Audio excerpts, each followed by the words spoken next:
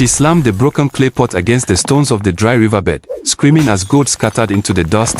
Before the story goes any further, please subscribe to the channel if you love powerful African folktales like this one. These stories survive because you choose to keep listening. Naya had not eaten in 4 days when she found the pot. The sun hung mercilessly above Kitola, turning the land into cracked skin. Goats had long stopped bleating. Even the wind had grown tired of blowing. Hunger had settled over the village like a second sky. Naya staggered forward, her vision swimming. She had gone beyond shame, beyond pride. Hunger strips a person down to bone and truth. She reached the sacred baobab tree, its massive trunk twisted like an old guardian watching over a dying land. She collapsed at its roots. I cannot carry this body anymore, she whispered. Her hand struck something hard beneath the soil. At first, she ignored it. Hunger plays tricks on the mind. But the object did not disappear.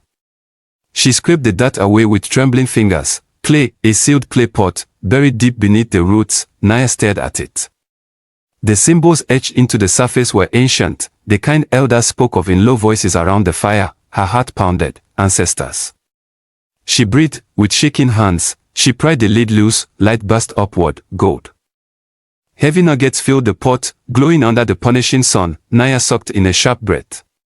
Her stomach growled painfully, twisting her back to reality. Gold, she whispered bitterly. I asked for food. She looked toward the village. Smoke no longer rose from cooking fires. Children lay too weak to chase even flies. Old men sat staring at empty bowls. Gold could buy grain from distant lands. Gold could buy cattle. Gold could buy escape. Gold could save her. Her thoughts raced. If she left now, before anyone saw, she could reach the trading road by nightfall. She grabbed the pot and hurried back to her hut, glancing over her shoulder. Inside, she placed the pot on the floor and stared at it. It is mine, she said aloud, testing the words.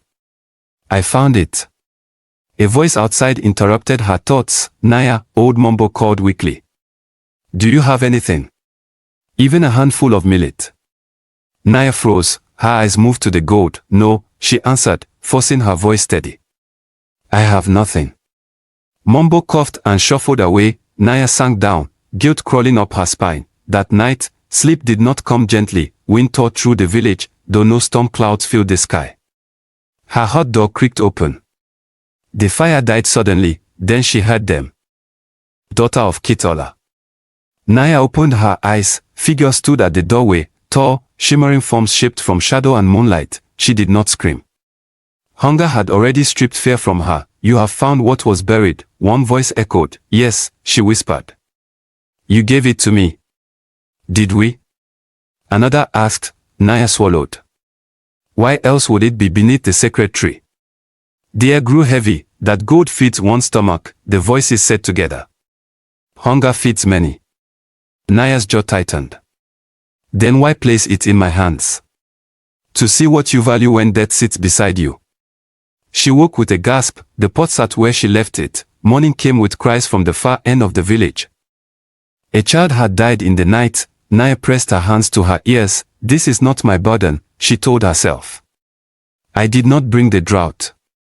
But as the sun climbed higher, the gold seemed brighter, almost accusing. She lifted a nugget, heavy, cold, useless. Gold cannot be eaten, she muttered. She stood abruptly. I will live, she decided. I will survive. I cannot save them all. She wrapped the pot in cloth and stepped outside. A young boy blocked her path. Naya, he said, eyes wide. They say you speak to the ancestors. Is it true? I speak to no one, she replied sharply. My sister won't wake up, he said quietly. Naya's grip tightened around the pot. Ask the chief, she said and moved past him. But she did not get far. At the center of the village, the dry well stood like an open mouth waiting to swallow hope. Women gathered around it, lowering buckets that returned empty. We are cursed, one woman sobbed. We angered the spirits, another whispered. Naya stared at the well. An idea flickered in her mind. Wild, impossible. No, she muttered. That would be madness. She hurried back to her hut, heart racing. The pot felt heavier now. That night, the ancestors returned. You walked toward escape. They said, yes, Naya replied fiercely. Because I want to live. Will you live alone? She hesitated. If I stay, she said, I die. Not all deaths are endings. She woke before dawn, breath ragged. Outside, the village lay silent. No strength remained for morning. Naya picked up the pot and walked to the dry well. People watched her. What are you doing? Chief Kando called weakly. She climbed onto the cracked stone edge. I found something, she said, hope sparked in tired eyes. Food. Someone whispered. Naya removed the cloth. Gasps rippled through the crowd. Gold. Sefiu shouted. By the ancestors. You see? Someone cried. We are saved. Sefiu stepped forward eagerly. Give it to the chief. We will trade it. Naya's voice trembled but carried. This gold feeds one stomach, she said slowly. Hunger feeds many. Confusion spread. What are you saying? Sefiu demanded. Naya looked at the dry depth of the well, then, with a cry that tore from somewhere deeper than fear, she lifted the pot high and smashed it against the stone. Gold cascaded into the darkness. Silence. Then shouting, have you lost your mind? Sefiu roared, you doomed us. Another screamed. Naya sank to her knees. A village cannot eat gold, she said hoarsely. But perhaps it can drink. A low rumble answered her. The ground trembled. Water exploded upward from the well, drenching everyone nearby. Women screamed. Children laughed in shock. Rain clouds rolled in from nowhere. As the first drop struck her face, Naya smiled faintly. Then she collapsed. If this story has already captured you, please take a moment to subscribe. It truly helps keep these powerful stories alive. The tale is far from over. Naya's body hit the wet earth just as thunder split the sky. Water poured over the cracked stones, over bare feet, over open mouths lifted in disbelief. For a moment no one moved. No one dared. It was as if the village feared that even breathing too hard might steal the miracle away. Then the children rushed forward first. It's real. One boy shouted, cupping his hands. It's cold. Women dropped their buckets into the well, pulling them up overflowing. Men fell to their knees in the mud, laughing and crying at once. Chief Kando pushed through the crowd and knelt beside Naya. He pressed his ear to her chest. She breathes, he said, relief shaking his voice. Carry her. They lifted her gently and rushed her to the chief's hut as rain hammered the rooftops. The smell of wet soil filled the air like a promise fulfilled. Inside, Kando poured a small stream of water between Naya's lips. Come back, he murmured. You have not finished what you started. Her eyelids fluttered. Outside, Sefiu stood frozen in the rain, staring at the well. Gold. Gone. Just like that, she threw it away, he muttered. All of it. His fist clenched. When Naya finally opened her eyes, the storm had softened to steady rain. The chief sat beside her, his lined face illuminated by lamplight. You frightened us, he said quietly. Naya tried to sit up. The well. It flows, he replied. It has not stopped. She closed her eyes briefly in relief. Kando studied her. Why did you do it? Naya met his gaze. Because gold feeds fear. Water feeds life.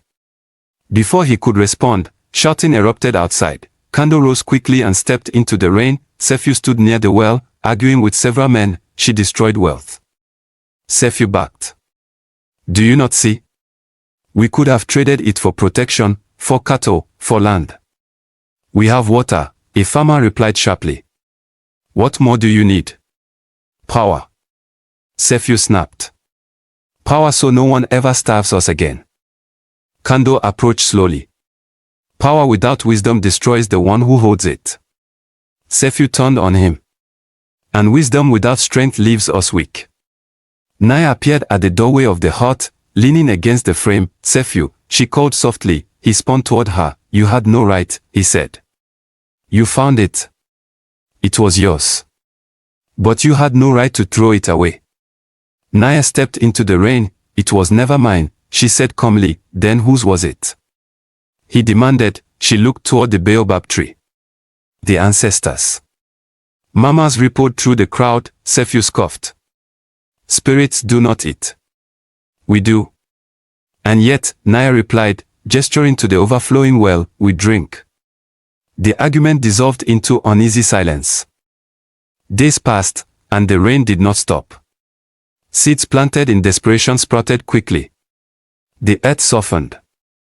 Laughter returned cautiously, but miracles draw attention. One afternoon, a group of riders approached from the northern ridge.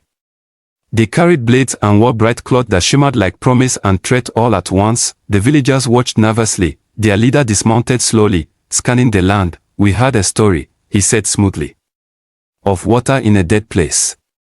Chief Kando stepped forward. "You are welcome to drink." The man's eyes shifted to the well. "And perhaps stay." "This land is not empty," Kando replied. The stranger smiled thinly. "It may not remain yours." Tension thickened the air. Naya stepped beside the chief. "You may drink," she repeated. "But you may not claim." The man studied her carefully. "You are the one?" "Who are you?" she asked. "Someone who understands value," he answered. "Water is more precious than gold." Sefu's eyes flickered. That night, the strangers camped near the village edge. Their whispers carried on the wind. "They are weak," one said. "They survived the famine," another replied. "They are not weak. We take the well at dawn," the leader decided. Sefu lay awake in his hut, listening. Power, he thought. Protection. Control. Before sunrise, shadows moved toward the well. A shout split the air. Blades flashed in torchlight. Villagers scrambled from their homes. Naya ran forward despite her weakness. "Stop!" she shouted. The leader raised his sword. "Stand aside. This water is shared," she said firmly. He laughed. "Shared by the strong." He lunged. The ground shook violently. Roots burst through the soil, wrapping around attackers' legs. Water surged upward from the well like a living war, knocking weapons from hands. The baobab roared in the wind. The stranger screamed and fled into the dark. Silence followed, broken only by heavy breathing. Sefu stared at Naya in disbelief. "You did that?" She shook her head slowly. "No. We did." He stepped closer. "You could control this power." "I do not want to," she replied. "Then you are a fool," he whispered. That night, Naya walked alone to the baobab. "You bind me here," she said softly. The wind responded in low murmurs. "You chose legacy over comfort." The unseen voices echoed. Naya leaned against the trunk, exhaustion overtaking her. "If my life is the price," she whispered, "let it feed many." The next morning, she did not wake. The village gathered beneath the tree, grief and untangled together. "She gave everything," a woman said. Kando nodded solemnly. "Then we must give memory." They buried her at the roots of the baobab. And from that day forward, the well never ran dry. If this story is keeping you with us, please take a moment to subscribe. These stories matter. Your support keeps them alive and traveling farther than the wind. The earth had barely settled over Naya's grave when the wind began to move differently, not stronger, not colder, just aware. The baobab's branches creaked though the sky was clear. Leaves shimmered without breeze. The villagers felt it but did not speak of it. Some things were better respected than explained. Life in Kitola did not slow for grief. The world demanded buckets. The fields demanded hands. Children demanded food and stories and reassurance that miracles did not disappear as quickly as they arrived. Chief Kando stood before the people 3 days after Naya's burial. "She gave us water," he said. "But water alone will not keep us alive. We must guard what she guarded, choice." An elder woman stepped forward.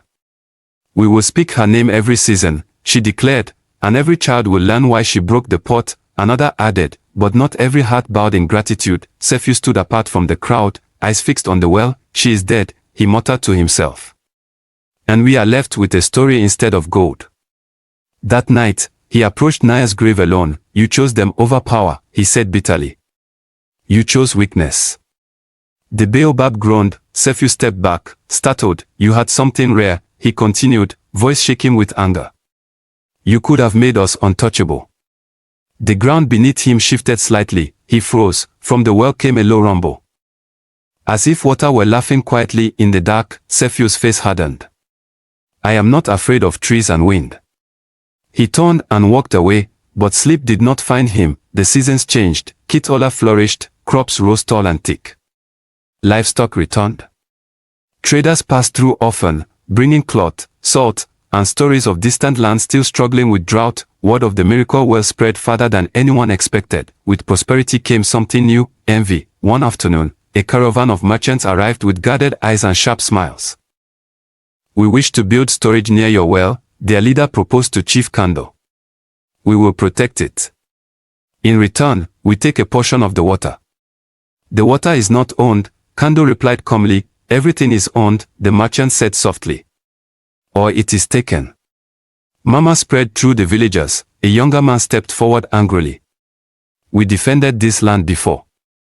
We will do it again." The merchant's smile faded. "Against trade. Against wealth."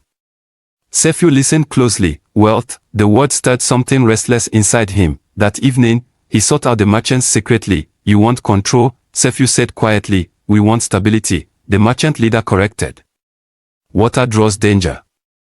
And gold would have drawn power," Sefiu muttered. The merchant studied him. "Gold." Sefiu hesitated, then spoke. "There was gold once. A pot full. She destroyed it." The merchant's eyes sharpened. "Destroyed. Thrown into the well." Silence fell between them. "Gold does not dissolve," the merchant said slowly. Sefiu's pulse quickened. "If it remains below," the merchant continued, "then it belongs to whoever can reach it." Sefiu glanced toward the center of the village where the well shimmered under moonlight. "What are you suggesting?" he asked. The merchant's voice dropped lower. "We drain it." The idea struck like lightning. Drain the well, claim the gold, control the future. "But if we empty it," Sefiu said carefully, "the village will panic." "Fear can be managed," the merchant replied. "We act at night." Sefiu's mind raced. This was his chance. His redemption. That night, ropes and buckets moved quietly. Men worked in shifts, hauling water away from the well under darkness. At first, nothing seemed unusual. Then the ground began to tremble. The ropes snapped violently. Buckets shattered. A blast of water surged upward, knocking men backward into the mud. The baobab roared like a living beast. Sefiu fell to his knees, soaked and shaking. A voice thundered through the air, not from the sky, not from the ground, but from everywhere at once. "Greed digs its own grave." The merchants scrambled to their feet, terror on their faces. "What is this place?" one cried. Sefiu stared at the well. From its surface, a faint reflection formed. Naya's face, not angry, not cruel, disappointed. "You still hunger?" her voice echoed softly. Sefiu's breath hitched. "You wasted it," he shouted. "You could have saved us from ever fearing again." "Fear does not leave when gold arrives," the voice answered. "It grows." The water surged again, forcing everyone back. The merchants fled before dawn, abandoning ropes and tools. The village awoke to chaos. "What have you done?" Chief Kando demanded when he learned of the attempt. Sefiu stood silent. "You would drain the life from your own people." Kando pressed. Sefiu finally spoke. "I wanted strength." Kando's eyes hardened. "Strength without wisdom destroys."